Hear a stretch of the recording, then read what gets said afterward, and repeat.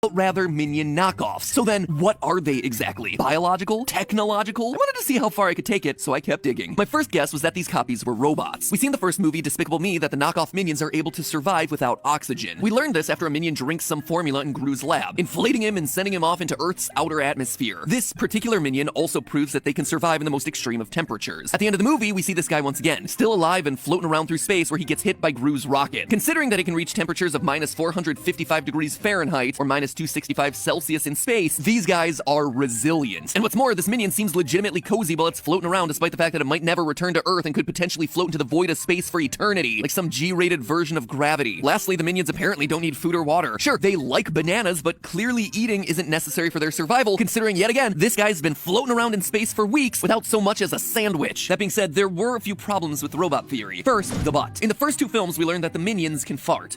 For your years of service, the 21 fart gun salute. Bravo! Bravo! I counted 22.